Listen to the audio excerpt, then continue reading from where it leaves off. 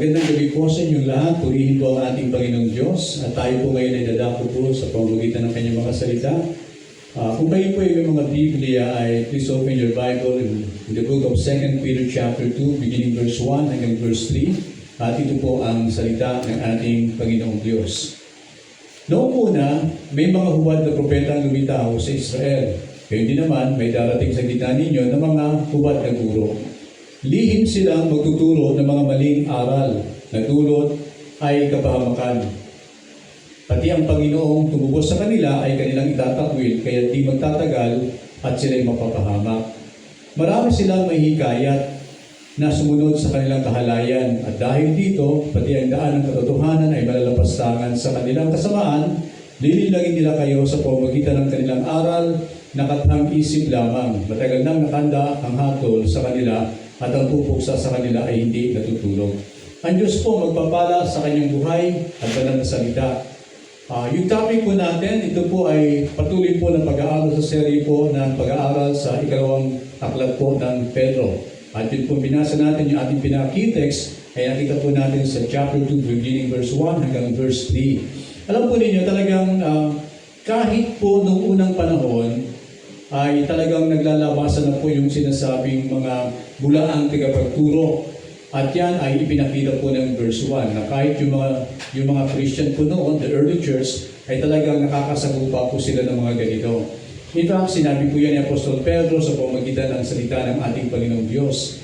Kasi po, unang mapapansin natin sa verse 1, sabi nga po ganyan, ipinakita dyan yung reality of false teacher. Talagang yan ay meron, nalalabas talaga, at in fact, hindi lamang po yung mga bulaang guro, kundi meron din po mga bulaang propeta. Kaya naman sinabi ni Apostol Pedro, may mga huwad na propetang lumitaw sa Israel. Gayon din naman, may darating sa gitna ninyo na mga huwad na guro. Alam ba ninyo, nung time po ni Jesus Christ, kahit si Jesus Christ po, ay nagbigay din po ng babala. At dito ay mababasa po natin sa Matthew chapter 24, beginning verse 45, sabi nga pong ganyan ni Jesucristo, and Jesus answered and said to them, sabi ganyan, take heed, magbantay daw po tayo that no one deceives you. For many will come in my name, sabi niya, saying, I am the Christ, and will deceive many. At hindi lamang po yan ang sinabi po ng ating Jesucristo, kasi doon po sa verse 11 ay pinagpatuloy pa po niya yung kanyang sinabi. Then many false prophets will rise up and deceive many.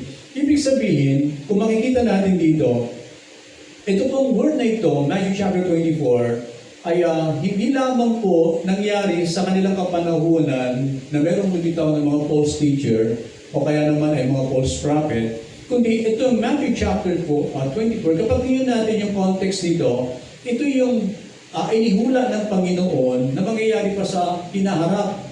At possible na ito yung mangyari sa panahon ng mga apostles at maging sa panahon po natin.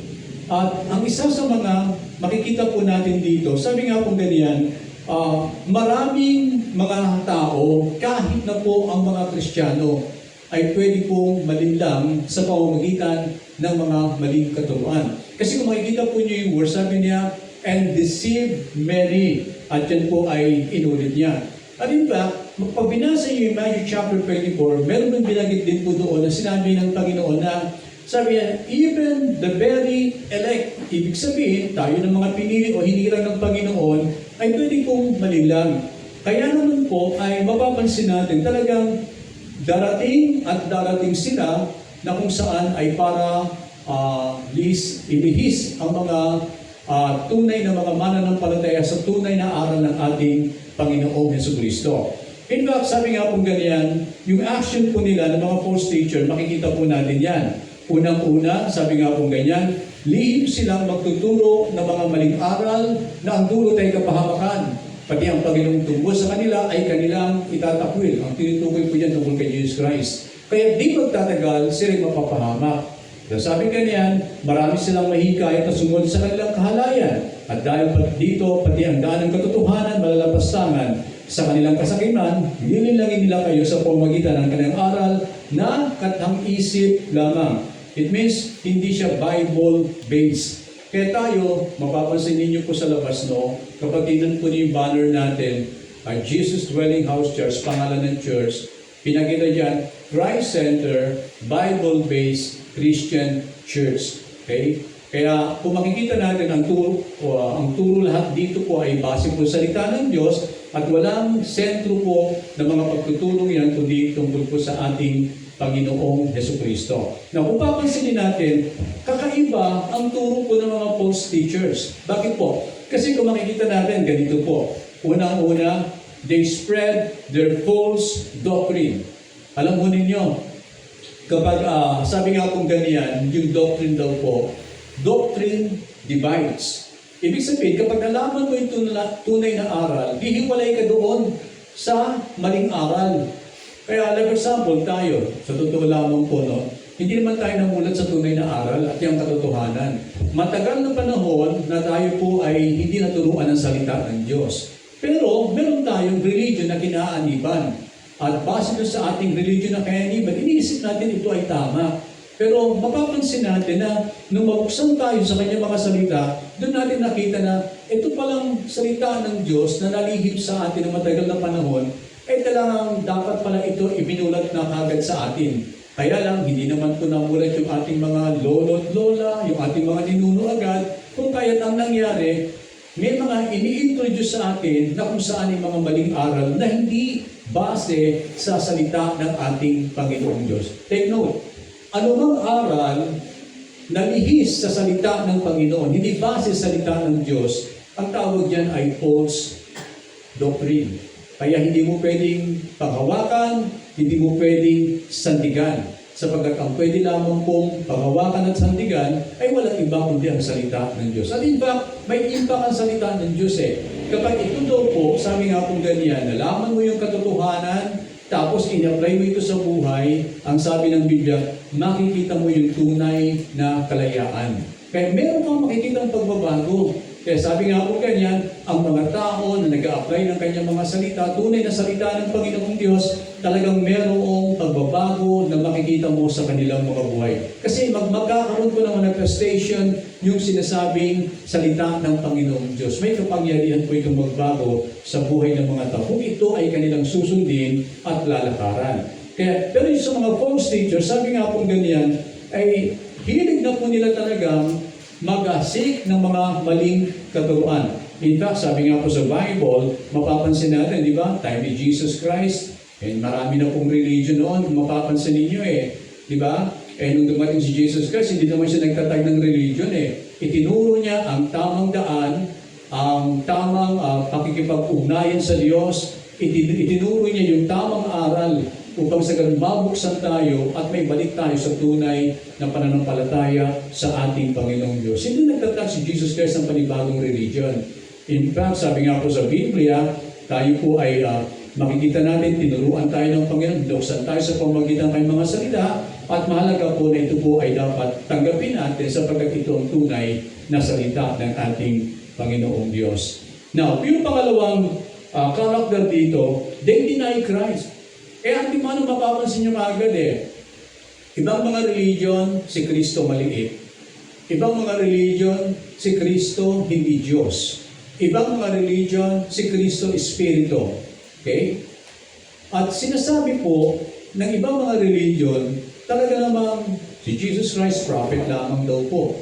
O isa sa mga propeta na kung saan ay buhay ng kanyang kapanahunan. Pero ano bang sinasabi po ng salita ng Panginoong Diyos? Hindi ba ang sabi ng Biblia, ang Panginoong Jesus, siya ang Kristo, He is the Messiah, siya ang ating tagapagligtas. He is the anointed one. Siya yung pinili at hinirang ng ating Panginoong Diyos. At ang kanyang layunin po ng Ama ay para tayo magkaroon ng katubusan sa lahat ng ating mga kasalanan. At in fact, mapapansin natin, kahit na po yung ginawa ni Jesus Christ sa krus ng Kalbaryo, hindi ito tinatanggap po ng mga false teachers. Kaya naman po, sabi nga, kapag dininay natin si Christ, para lang po natin sinabi na wala tayong kaligtasan.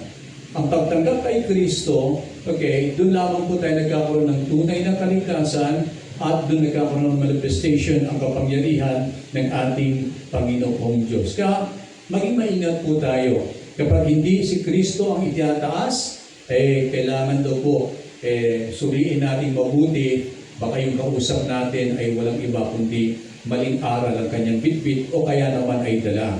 They live immoral lives. Ito makikita po niyo, verse 10 eh. Pag binasa po ninyo yung 2 Peter chapter 2 verse 10, meron kayong makikita diyan. Kasi namumuhay sila na immoral. Pag sinabi mong immoral, hindi ayon doon sa panuntunan ng salita ng Diyos. Ibig sabihin, namumuhay ayon sa pika ng laman, namumuhay na immoral. Okay? May kahalayan. Yan, pinakamalapit na po yun. Pinakamalapit na word sa Tagalog, namumuhay na may kahalayan. Kaya naman po, makikita natin, sabi nga po ganyan, hindi ba si Jesus Christ sinabi niya, "You will know my disciples, my people, my teacher," sabi niya ganyan, "by their fruits." Hindi pa pwede na merong pangangaral o pagtuturo sa salita ng Diyos, pero lihis naman yung kanyang pamumuhay doon sa aral na sinasabi niya. Kaya nga po, sabi nga po, makikita natin ganyan, ang isang taong masasabi natin po, no, na nasa Panginoon, sa totoo, hindi po siya mamumuhay ng immoral. Okay? Mamumuhay siya ng tuwid sa harapan ng ating Panginoong Diyos, sapagkat alam niya na ang Diyos ay merong command, katulad ng command na ito, katulad ng pinag-aralan natin nakaraan, di ba? Sabi nga ni Lord, "Be holy, for I am holy." Sabi niya, maging perfecto kayo because your Father in heaven is perfect. Kaya yung dalawang word na yun, kung makikita natin, hindi tanggap ito ng sanlibutan. Para sa kanila, imposible mangyari ang lahat ng ito. Pero laging take note po ito, no? Hindi magbibigay ng command si Jesus Christ kung ito'y napaka-imposibleng gawin. Di ba?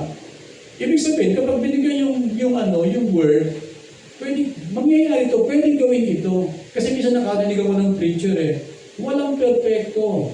Okay? Hindi pwede maging perfecto ang tao. Mahirap ang tao magkaroon ng kabanalan. Preacher po yun pero inisip ko, pwede ba yun? Yung ganang uri ng salita. Si Jesus ba, magbibigay ng utos na alam niya, di ba? Ang natural attributes ni Jesus sa kanyang pagka-Diyos, hindi lamang po siya omnipresent, sumasalat ng dako, kundi omniscient. Ibig sabihin, batid niya. Alam niya yung utak natin, alam niya kung ano yung buhay natin, at makikita natin, hindi siya magbibigay ng utos. Kung alam ng Panginoon na hindi mo kayang gawin ito, hindi niya bibigay yung utos na ito. Pero bakit niya binigay? Kasi posibleng gawin itong utos na ito. Sa paano paraan mangyayari ito? Sa kapangyarihan ng Espiritu Santo. Kung ipapasakop, kaya po doon sa Romans chapter 8, kailangan daw kung ipasakop natin ang ating mga sarili sa banal na Espiritu Santo, kailangan lumakad tayo according sa Holy Spirit, not according to the flesh. At pwede mangyari ito. Papatnubayan tayo, gagabayan tayo, bibigyan tayo ng kalakasan upang may sa buhay natin ang utos po ng ating Panginoong Diyos. Kaya yung false prophet, false teachers, malabo po mangyari sa kanila ito. Bakit? Kasi wala ang kapangyarihan ng Diyos na tutulong sa kanila dahil dinidinay nila kung kaya't hindi mo makita yung sinasabing buhay na may katwiran, pamumuhay na mayroong kabanalan. They despise authority. Kaya nga makikita natin, no, na kung ano man yung authority, kahit nga may mga religion nga, di ba? Mapapansin niyo yung mga, alam naman natin, yung pamahalaan natin, may authority yan. Binigyan po yan ng Panginoon at sinabi yan ng Panginoon according to Romans chapter 13. Pero itong mga false religion na ito, false teachers, false prophet, hindi na kilalanin yung authority sa mundong ito. Para sa kanila, sila yung dapat mong pakinggan. Sila yung dapat mong sundin. Kaya naalala ko tuloy yung nangyayari sa bansa natin ngayon, di ba? Walang paggalang sa otoridad. At kung minsan ay nakikita natin yung kanilang galaw sa pamamagitan ng kanilang mga lakas, at hindi mo talagang makikita na yung patnubay at presensya ng Diyos sa kanilang mga buhay. They are rebellious and arrogant. Okay? Rebelde, arrogante, yan ang makikita mong mga karakter po nila. Kung meron man silang itinataas, hindi ang Diyos, hindi ang kanilang mga sarili. They take advantage of the weak. In fact, kung makikita ninyo doon sa Matthew, hindi ba may mga pangyayari doon, yung mga mahihirap, ay di ba, inaabuso ng mga religious leader. Okay? Hinuhututan nila ito.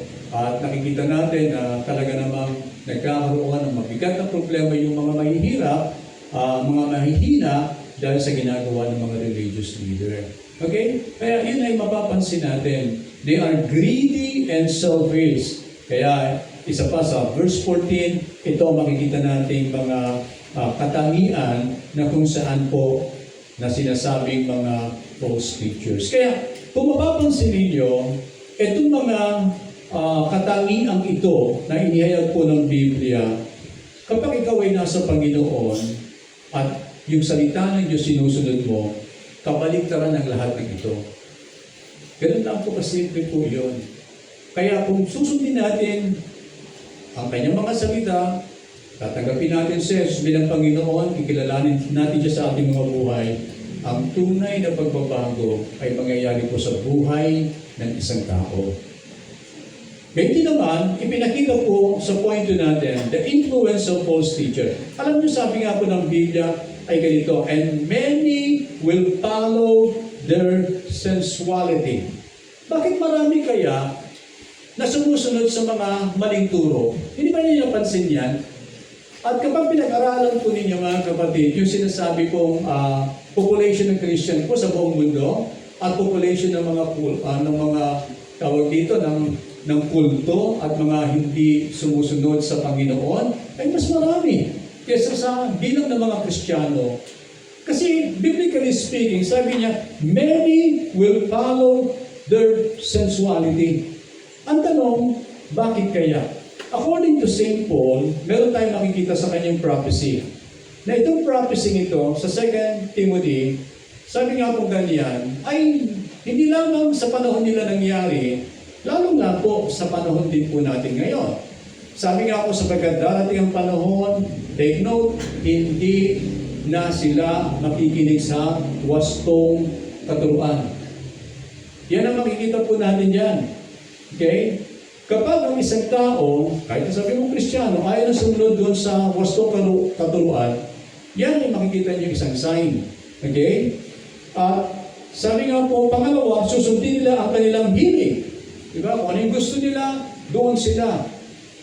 Pag nakarinig sila ng parang hindi tama yan sa gusto ko, lumalabas sila sa simbahan. Maghahanap sila ng mga tagapagturo na walang ituturo kundi yung ibig lamang nilang marinig. Hindi na sila makikinig sa katotohanan sa halip ibabaling ang kanilang pansin sa mga katang-isip. Diba? So walang katotohanan na kung saan makikita ka. Kaya naman po, mapapansin natin, kapag ganito na po ang nangyari po sa tao, siyempre, talagang mawawala na po siya talaga sa tunay na aral ng ating Panginoon. Kaya ang Christian kapag dumating na po sa puntos na ganito, wala na po Kaya nga po, tayo ay tinuturuan ng salita ng Diyos. Kasi ang Word of God, balansing po yan. Hindi lamang po yung nagbibigay ng encouragement sa atin, kundi nire-rebuke din po niya tayo doon sa mga maling ginagawa po natin. Pero matapos tayong rebukein, na sabihin ng salita ng Diyos, mali ang ginagawa mo, binibigyan ka naman niya ng encouragement na ito ang dapat mong gawin para ikaw ay makapamuhay ng tama sa kanyang banal na harapan. So binibigyan ka niya ng instruction. Kaya napakaganda na kung saan ay maintindihan natin ito. Tandaan po natin ito mga kapatid. Maraming nangyaring mali sa ating buhay na kailangang ituwid. Hindi po one click yan. Hindi ho madaling tanggapin yan sa katotohanan. Merong dadaanan kang proseso na kung saan ilalatag ng Panginoon at unti-unti kanyang tuturuan upang ikaw ay makapamuhay ng tuwid sa kanyang banal na harapan. Now, kung tatanggapin mo ito, praise the Lord. Kung hindi mo tatanggapin ito, yun ang isang mabigat na peligro sa buhay po natin. Pangalawa, pinakita diyan in Matthew chapter 15 verse 13 to 14. Bawat halamang hindi itinanim ng aking Ama na nasa langit ay bubunutin. Hayaan ninyo sila. Sila yung mga bulag na taga-akay. Anong tinawag po ni Jesus doon sa mga taong ito? Sila yung mga bulag na taga-akay. Ng mga bulag. Kapag bulag ang umakay sa kapwa bulag, pareho silang mahuhulog sa hukay. Mabigat yan eh. Nakakita ka na ba ng bulag? Ang akay niya yung bulag din. Nakakita na kayo ng ganoon? Oh. Sinong nakakita na? Wala pa? Alam po ninyo, talagang totoo po ito. Nanganganib eh. Kung wala ang tunay na aral sa isang tao, tapos mag-aakay siya, na wala sa kanya yung tunay na aral, totoo, mapapahamak po talaga sila. At yan ay mapapansin natin. Pero sa kabila ng lahat ng ito na magtataka kayo, marami silang maaakay. Bakit kayo marami naaakay? Kasi, yun nga, yung prophecy dahil dun sa yung gusto na lamang nilang marinig, itong gusto nilang sundin, ayaw nilang niririgyok sila doon sa kanilang mga maling ginagawa. Kaya ganun po nangyayari ngayon mga kapatid. No? Kaya mapapansin ninyo, ito'y kalat na nangyayari sa ating kapaligiran. Now, the judgment of false teachers. Ano kayang hatol ang mangyayari dito sa mga bulaang guro o kapagturo? According to verse 1, sabi sa Bible, di magtatagal sila'y mapapahamak. Okay? Verse 3, matagal nang nakahanda ang hatol sa kanila at ang pupuksa sa kanila ay hindi natutulog. Kaya yan ay ipinakita agad ng salita ng Panginoong Diyos. Talagang merong judgment sa mga false teachers. Pero huwag yung isipin, yung kanilang mga sunod, walang judgment. No. May judgment din po. Kasi hindi mo pwedeng idahilan sa Diyos na pagdating ng araw, kasi iniligaw ako nito eh. Hindi mo pwedeng idahilan yun. Sa judgment ng Panginoon, pagdating ng araw na yon, hindi ka pwedeng magdahilan sa Diyos na sabihin, kasi itong taong ito, ginoyo ako, iniligaw ako. Tayo ay merong tungkulin, mga kapatid, na kung saan ay alamin ang tamang aral ng Diyos. Gawin natin ito. Kasi kung hindi, sila mapapahamak, sila pupuksain, at hindi natutulog po yan. Mangyayari. It means, ikaw na sumusunod, mangyayari din sa ito. Mapapahamak ka, at ikaw ay mapupuksa. Kaya naman po, ipinakita po ng salita ng Diyos sa ito. Matthew chapter 7, verse 15 to 23. Mag-ingat kayo sa mga huwad na propeta, kapag tagapagturo, lumalapit sila sa inyo na parang tupa, ngunit ang totoo ay mababangis na asong gubat. Take note, makikilala niyo sila sa kanilang mga gawa. Mapipitas ba ang uba sa puno ng dawa o igo sa matitinig na halaman? Mabuti ang bunga ng mabuting puno, subalit masama ang bunga ng masamang puno. Hindi maaaring mamunga ng masama ang mabuting puno, at hindi rin maaaring mamunga ng mabuti ang masamang puno. Ang bawat puno, hindi mabuti ang bunga, puputulin at itatapon sa apoy. So yun po yung judgment eh. Pag hindi talaga lumapit sa Panginoon, hindi nagpatuwid, puputulin sila, itatapon sa apoy. Kahit makikilala ninyo ang huwad na propeta sa pamamagitan ng kanilang mga gawa. Hindi lahat ng tumatawag, sabi po ni Lord, hindi lahat ng tumatawag sa akin, Panginoon, papasok sa kaharian ng langit. So hindi pala license na kilala mo si Lord, tumatawag ka ng Panginoon para ikaw makapasok po sa langit. Nasabi ganyan, sinabi ng Biblia, ang papasok daw po sa langit ay mga taong sumusunod sa kanyang kalooban o sumusunod sa kalooban ng ating Amang nasa langit. Sa araw ng paghuhukom, marami magsasabi sa akin, sabi ni Lord, Panginoon, hindi ba sa iyong pangalan nangaral kami? It means meron palang mga nangangaral, no? Nagpapalayas ng mga demonyo at gumagawa ng mga himala.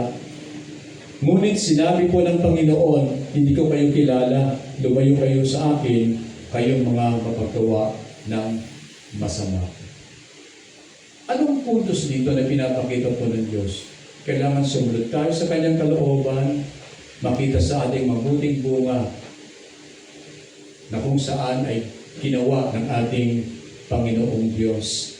At kung susunod tayo sa kanyang kalooban, susundin natin siya, Pero take note, talagang pinapakita natin, hindi tayo kabilang dito sa sinasabi ng salita ng Panginoong Diyos. At hindi kailanman mangyayari na tayo po ay tatapyasin, okay, puputulin at itatapon sa apoy.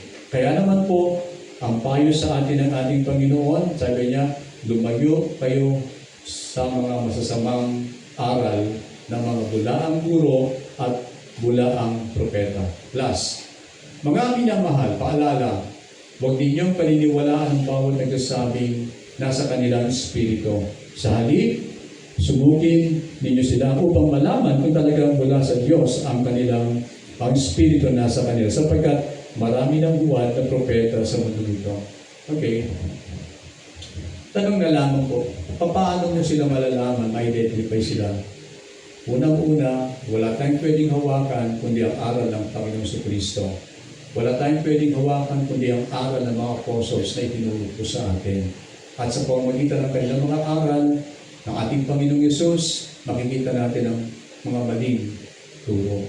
For the last illustration na lamang po, naalala ko isang bangko, lagi silang pinapasukan ng mga fake money. At ang ginawa nila doon, yung manager, ang ginawa niya, yung isang teller, kinuman niya, pumasok ka sa booth, pag-aralan mo yung tunay na pera. So wala siyang ginawa, kundi pag-aralan, sa araw na yon, papasok siya sa booth, pag-aaralan niya, itong tunay na pera. Titingnan mabuti, susuriin mabuti, hahawakan niya, ito ang tunay na pera. Yun ang kanyang trabaho. Alam mo ninyo, sa pamamagitan ng ganong pamamaraan na ginawa po nila, na-solve nila yung mga pumapasok ng mga fake money.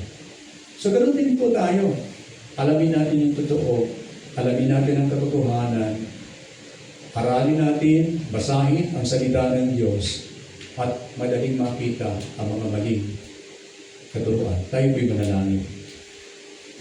Marami pong salamat, O Diyos, sa oras na ito na yung pinagkaloob po sa amin. Dalangin namin, O Diyos, kabayan ingatan niyo po kami.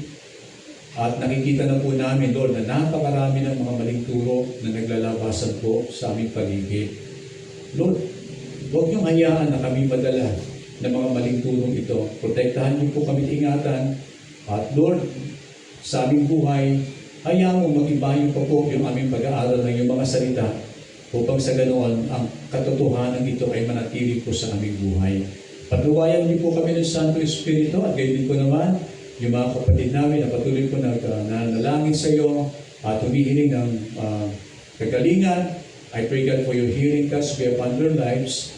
And I declare God your word by your stripe and by your blood, Jesus, they were healed in Jesus' name. For you are Jehovah Rapha in their body. Hayaan mo maparangalan ka, Panginoon, sa kanilang mga katawan sa pamamagitan ng iyong kagalingan. Sa pangangailangan naman po, kayo po tumugon sa iyong mga anak at huwag niyo po silang pababayaan. Maraming po salamat, katulad na yung sinabi na sa mga prayer request namin, kapag ito'y aming sinampalatayanan, na ito'y aming natanggap na, tunay matatanggap na po namin. O Diyos, papuri sa iyo, maraming pong salamat, and we declare na minsan pa, Panginoon, ay inyong tinugon ang aming mga kahilingang panalangin. Maraming pong salamat, pagpalain po niyo yung mga anak, ingatan ka ng mabuhay, pagpalain ng sambahayan at tinigtas, at Lord, pagpalain din po ninyo, Panginoong Diyos, kabuhayan, trabaho, negosyo. Ibuhos mo sa ganang kapapala, sugat walang kalagyan, aming tinatanggap po ang lahat ng ito sa tanging pangalan mo, Panginoon Kristo. Sumainyo ang pagpala ng Kristo Jesus, pag-ibig ng Ama, at pag-isa sa banal na Espiritu Santo. Amen. God bless po.